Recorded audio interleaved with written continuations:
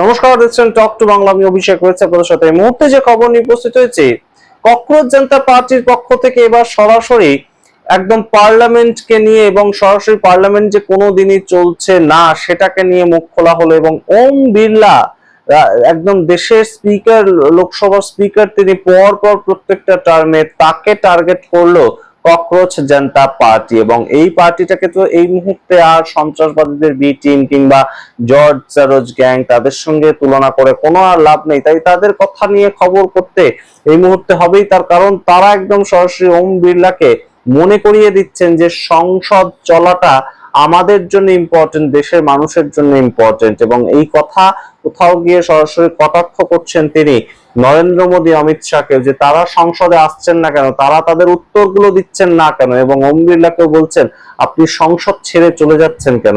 সরাসরি আমরা প্রতিদিন দেখতে পাই যে একই ছবি প্রতিনিয়ত উত্থাপিত হয় এবং গুরুত্বপূর্ণভাবে সংসদ কয়েক মিনিটের মধ্যে ছেড়ে চলে যায়। আমরা প্রত্যেক দিন আপনাদের দেখানোর চেষ্টা করি যে সংসদ যখন চলে প্রত্যেকটা মুহূর্তের আপডেট, এবং আপনারা নিশ্চয়ই বোরও হন বিভিন্ন সময়। প্রতিদিন আমাদের খবর উঠে আসছে এবং সেগুলো দেখাতে হয়, কখনো 2 মিনিটে, কখনো 4 মিনিটে, কখনো 1.5 মিনিটে সংসদ ছেড়ে উঠে যাচ্ছেন ওম বিড়লা।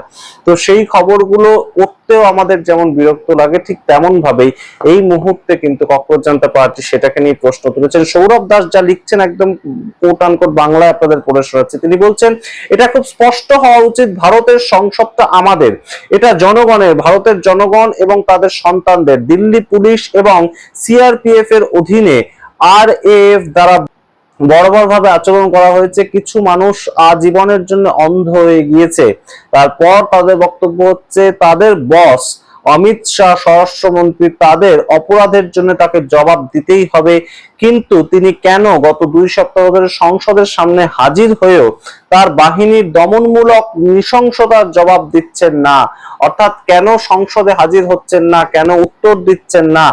দিল্লি পুলিশ যে ব্যবহার করছে, র্যাব যে ব্যবহার করছে, সিআরপিএফ যে ব্যবহার করছে ছাত্রদের সঙ্গে 20 জুলাই, সেটার উত্তর তো তাকেই দিতে হবে, কারণ তিনি তাদের বস, স্বরাষ্ট্র দপ্তরটা তার হাতে। এটা মনে করিয়ে দিচ্ছেন ককরোচ জনতা পার্টির সৌরভ দাস, স্পোকসপারসন। এবং তার পরবর্তীতে তিনি লিখছেন স্পিকার ওম বিড়লা কেন সরকারকে জবাব দিতে বাধ্য করতে পারছেন না, তার দায়িত্ব নিরপেক্ষ থাকা।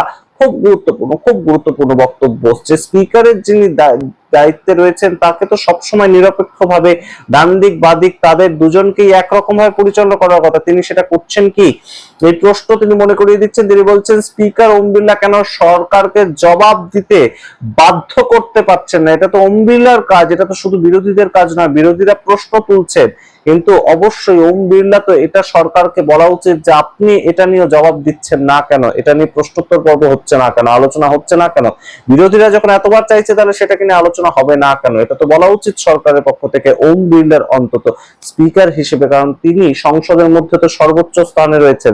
তার পরবর্তীতে এই সৌরভ দাস লিখছেন রাজনৈতিকভাবে পক্ষপাত দুষ্ট স্পিকারদেরও জবাবদিহি করতে হবে। গুরুত্বপূর্ণ, অত্যন্ত গুরুত্বপূর্ণ। আপনাদের মনে থাকবে নিশ্চয়ই সোমনাথ চট্টোপাধ্যায়ের কথা। তিনি communist party of India, Marxist, সেই দল থেকে জিতে গিয়ে লোকসভার স্পিকার হয়েছিলেন। কিন্তু তাকে যখন দল বলেছিল আপনি স্পিকার পদ ছেড়ে দিয়ে চলে আসুন, তিনি সেটা ছাড়েননি। অবশ্যই সেটাকে নিয়ে পার্টির অভ্যন্তর থেকে তাকে বহিষ্কার করে দেওয়া হয়েছিল, ইত্যাদি বহু কিছু হয়েছিল। কিন্তু অবশ্যই স্পিকারের ধর্ম তিনি পালন করেছিলেন এবং সেটাকে পালন করার জন্য তিনি সেই পদ তিনি সেদিন ছেড়ে দিয়ে আসেননি। এবং সেটা অবশ্যই কিন্তু ইতিহাসে লেখা থাকবে। সেই জায়গায় বসে ওম বিড়লা কেন এই পক্ষপাতদুষ্ট আচরণ বিভিন্ন সময় করেন, আমাদের মতো ইউটিউবার হয়তো প্রশ্ন তোলে, এখন তো ছাত্র সমাজে প্রশ্ন তুলছে এবং ককরোচ জনতা পার্টির পক্ষ থেকে সৌরভ দাসও সেই প্রশ্ন তুলছেন। এবং তার পরবর্তীতে সবচেয়ে গুরুত্বপূর্ণ প্যারাগ্রাফ তিনি লিখছেন এমপিদের অমিত শাহকে 20 জুলাই 2026-এর কালো দিনের জন্য সংসদের সামনে জবাবদিহি করতে বলা কোন চরমপন্থী দাবি নয়, এটা একটি বৈধ দাবি যা অবিলম্বে পূরণ করা উচিত যাতে আমাদের সংসদরা কাজ করতে পারেন। একদম গুরুত্বপূর্ণ, প্রত্যেকটা ছত্রে ছত্রে প্রত্যেকটা স্পষ্ট দাবি তিনি জানিয়ে দিয়েছেন।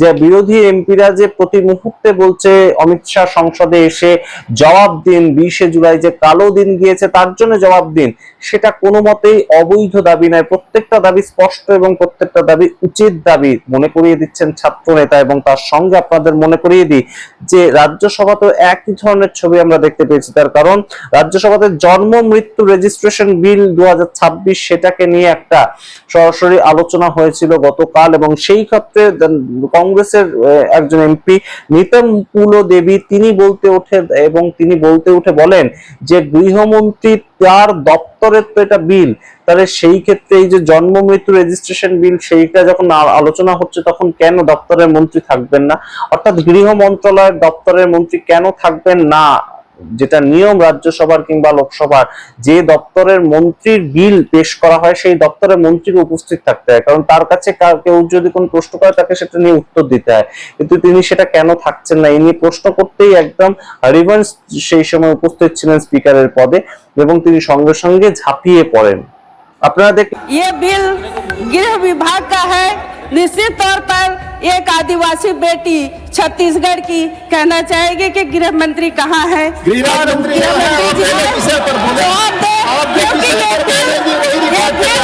गृह विभाग का है, निश्चित तौर पर अध्यक्ष महोदय मैं इस बिल पर बात करूंगी। 240 के तहत निश्चित तौर আপনারা দেখলেন সেই ছবি, এবং গুরুত্বপূর্ণ হচ্ছে একইভাবে মল্লিকার্জুন খার্গে তাকে সরাসরি বন্ধ করে দেওয়া হয়। তিনি বলেন যে এই মুহূর্তে সরকারের উচিত দেশের প্রধানমন্ত্রী সংসদে আসা, দেশের স্বরাষ্ট্রমন্ত্রী সংসদে আসা এবং সংসদটা যাতে সঠিকভাবে চলে সেই ব্যবস্থা করা, তাতেও কিন্তু তাকে আটকে দেওয়া হয়। ये जो गड़बड़ी हो रही हाउस में, हाउस जो नहीं चल रहा है, इस हाउस को चलाने के लिए एक ही उपाय है कि प्रधानमंत्री और होम मिनिस्टर आकर এবং অবশ্যই সম্পূর্ণভাবে এই মুহূর্তে দায়িত্বটা হয়তো সরকার কিরেন রিজিজু এবং জিতেন্দ্র সিং এর উপর দিয়েই চালাতে চাইছে, যারা বারংবার বলছেন যে সরকারের তো আদপে কিছু করার ছিল না, এই যে গুলি চালানোর দাবি অর্থাৎ প্যালেট গান চালানোর দাবি, এটা তো সরাসরি যেটা বক্তব্য উঠছে সেটা তো এই অ্যালাউন্সটা দেয় ম্যাজিস্ট্রেট, এটা তো আদপে মন্ত্রীর কিছু করার থাকে না। ये बार बार स्पष्ट किया गया कि गोली चली ही नहीं, अश्रु गैस टीयर गैस का इस्तेमाल हुआ, लेकिन जब गोली चली ही नहीं तो आदेश देने का सवाल ही नहीं पैदा होता, और आदेश देने का अधिकार मैजिस्ट्रेट के पास रहता है। এই বক্তব্যের মাধ্যমে কি অমিত শাহ সম্পূর্ণ বিষয়টা থেকে এড়িয়ে যেতে চাইছেন এবং সংসদে তাই জন্যই আসছেন না? সংসদে আসছেন না কেন অমিত শাহ, এটা নিয়ে প্রশ্ন তো উঠছিলই, এমপিরা সেই প্রশ্ন তুলছিলেন, কিন্তু এবার যে ককরোচদের জন্য একদম সরাসরি আমরা দেখতে পেলাম ধর্মেন্দ্র প্রধানকে ইস্তফা দিতে হলো, মন্ত্রিসভা থেকে সরে যেতে হলো, যদিও তার রাজকীয় ভাবে একদম প্রবেশ ঘটলো তার পরের দিন সংসদে, তার পরবর্তীতেও কিন্তু আমরা দেখতে পাচ্ছি এই মুহূর্তে ককরোচ জনতা পার্টি রাজনীতি নিয়ে অত্যন্ত সচেতন, সংসদ নিয়ে অত্যন্ত সচেতন, এবং সংসদের খুঁটিনাটি কি হচ্ছে কি হচ্ছে না সেগুলো নিয়েও তারা প্রশ্ন করতে শুরু করেছে। তারা বলেছিল তারা রাজনৈতিক দল নয়, তাদের দাবি খুব স্পষ্ট, কিন্তু তাদের দাবিটাকে সূত্র ধরেই কিন্তু তারা রাজনীতির আঙিনায় পা দিল, এবং সংসদে কেন দেশের গৃহমন্ত্রী আসছেন না সেটা নিয়ে প্রশ্ন করতে গিয়ে তিনি একদম সরাসরি সৌরভ দাস তার পক্ষ থেকে বা ককরোচ জনতা পার্টির পক্ষ থেকে ওম বিড়লাকে প্রশ্ন তুললেন এবং অবশ্যই কাঠগড়ায় দাঁড় করালেন অমিত শাহকেও। আপনারা সামগ্রিক রিপোর্টের ভিত্তিতে কি মনে করেন অবশ্যই কমেন্ট বক্সে কমেন্ট করবেন। দেখার অপেক্ষায় রইলাম, দেখতে থাকুন টক টু বাংলা। অবশ্যই জয়েন বাটন ক্লিক করে মেম্বারশিপ নিতে পারেন, তাহলে অবশ্যই আমরা এগিয়ে যেতে সাহস পাবো। কিন্তু তার আগেও যারা সাবস্ক্রাইব করেননি অবশ্যই প্রত্যেকটি ভিডিও দেখে চ্যানেলটিকে সাবস্ক্রাইব করে দেবেন। অবশ্যই সাবস্ক্রাইব করতে কিন্তু কোনো ধরনের কোনো মেম্বারশিপের টাকা লাগে না, তাই জন্য কাইন্ডলি সাবস্ক্রাইব করুন এবং অবশ্যই ছড়িয়ে দিন আপনাদের সোশ্যাল হ্যান্ডেলে টক টু বাংলা। ধন্যবাদ।